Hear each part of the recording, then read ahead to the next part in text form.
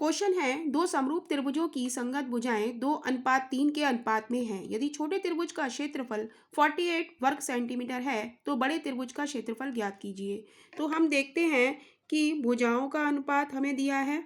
First त्रिभुज है और दो समरूप त्रिभुज हैं हमारे, जिनमें भुजाओं का अनुपात हमें दिया है 2:3। तो क्षेत्रफल का अनुपात क्या होगा? तो हम जानते हैं कि समरूप त्रिभुज के क्षेत्रफल का अनुपात उनकी संगत भुजाओं के वर्गों के समानुपाती होता है। यदि भुजा 2 है तो क्षेत्रफल 9 हो गया, और यहाँ पर भुजा 3 है तो क्षेत्रफल 9 हो गया, राइट। यहाँ 4, यहाँ 9। तो अब क्या है, रेशियो मेथड से करेंगे।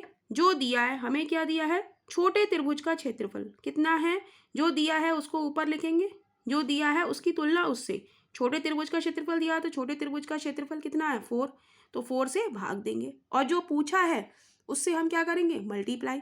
बड़े त्रिभुज का हमसे पूछा है क्षेत्रफल, बड़े त्रिभुज का क्षेत्रफल कितना है, 9, तो 9 से मल्टीप्लाई कर देंगे। 4 से काटेंगे, 4 एकम 4, 4 दूनी 8, तो क्या हो गया, 12 निम्मा 108 सेंटीमीटर स्क्वायर, राइट। हम जानते हैं कि समरूप त्रिभुज के क्षेत्रफल का अनुपात उनकी संगत भुजाओं के वर्गों के बराबर होता है। तो भुजा 2 है तो क्षेत्रफल 4 हो गया, यहाँ 3 है तो क्षेत्रफल 9 हो गया।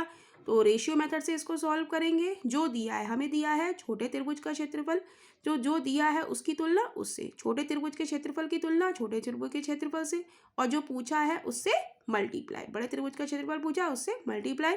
तो आंसर आ गया 108 सेंटीमीटर स्क्वायर, यानी कि option D is right option हो जाएगा।